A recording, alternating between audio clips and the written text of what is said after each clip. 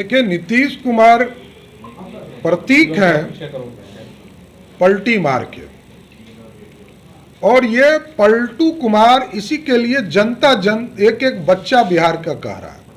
ये कभी भी कुछ कर सकते, इससे मैं कभी डिफर नहीं करता हूं।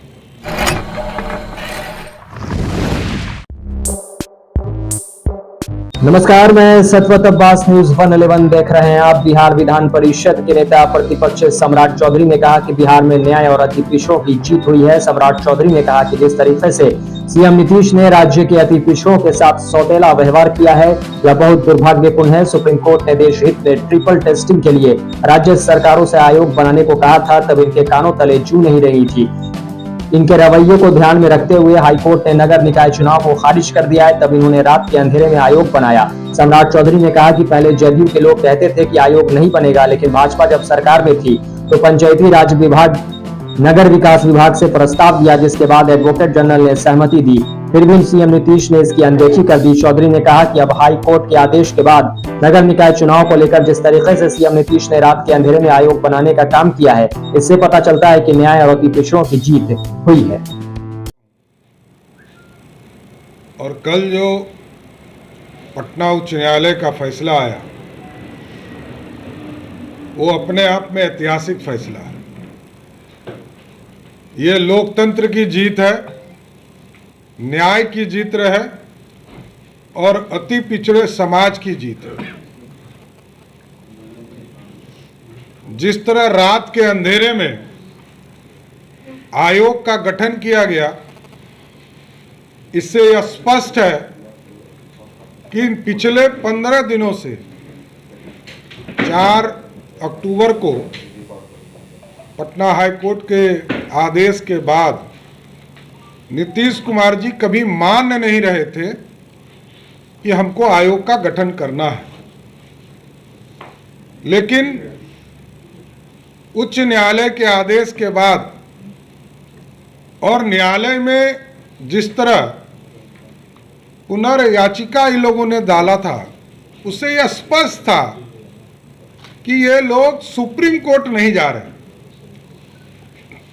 और सुप्रीम कोर्ट नहीं जाकर इन लोगों ने प्रमाणित किया कि पूरा जनता दल यूनाइटेड राष्ट्रीय जनता दल के प्रभाव में काम कर रहा है। जिस तरह लालू प्रसाद जी ने अपने 15 साल के शासनकाल में कभी किसी को आरक्षण नहीं दिया, ना किसी वर्ग को आरक्षण दिया, सिर्फ गरीबों का शोषण किया, यह पूरा प्रमाणित करता है कि आज पूरी सरकार नीतीश कुमार जी एक कठपुतली के तौर पर, नीतीश कुमार रबर स्टैंप के तौर पर बिहार के मुख्यमंत्री हैं।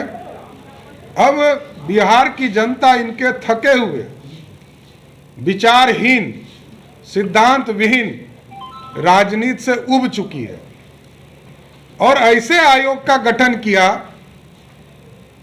पहले तो इनको हाई कोर्ट के रिटायर्ड जस्टिस का आयोग का गठन करना चाहिए था।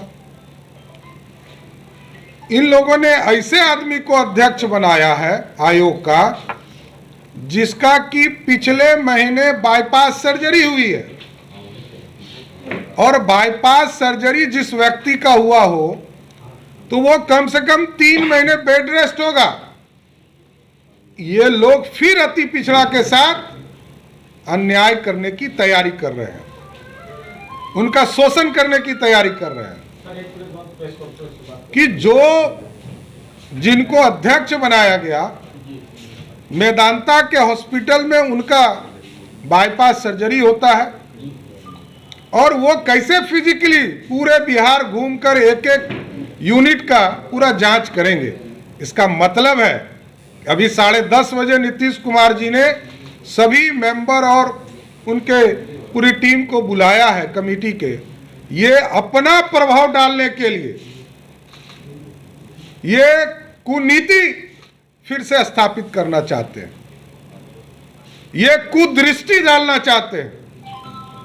मैं आगाह करना चाहता हूं नीतीश कुमार जी को और पूरी महागठबंधन की सरकार को कि आप इस तरह अति पिछड़े के साथ खिलवाड़ नहीं कर सकते। जो व्यक्ति अभी बीमारी से तुरंत निकला हो, जिसका ऑपरेशन हुआ हो, वो आयोग का अध्यक्ष कैसे हो सकता है? क्या वो फिजिकली फिट है? डॉक्टर से एक मेडिकल रिपोर्ट दिलवाइए कि जिस व्यक्ति को मेडिकली 3 महीने का बेड रेस्ट दिया हो, उसको आप आयोग का अध्यक्ष कैसे बना सकते हैं? ये अति पिछड़े समाज के लिए एक तरह से नीतीश कुमार जी जिस तरह लगातार शोषण कर रहे हैं, ये शोषण का प्रतीक दिखता है। और इस तरह का अपमान अति पिछड़ा समाज नहीं सहेगा। आप लगातार अति पिछड़ों के साथ अन्याय कर रहे हैं। आज बिहार में उच्च न्यायालय को हम धन्यवाद देना चाहते हैं, जिनके आदेश के बाद, माननीय सर्वोच्च न्यायालय को धन्यवाद देना चाहते हैं कि जिनके आदेश के बाद मजबूर होकर नीतीश कुमार को आयोग का गठन करना पड़ा।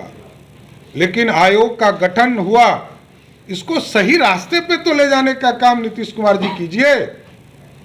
या आप अपने प्रेशर में, जिस तरह आपने एडवोकेट जनरल से जबरदस्ती 2 बार जो अनुशंसा उन्होंने किया, तीसरी बार अनुशंसा बदल दिया, तो क्या आयोग के अध्यक्ष और मेंबर को बुलाकर आप अपना फरमान देने वाले हैं क्या?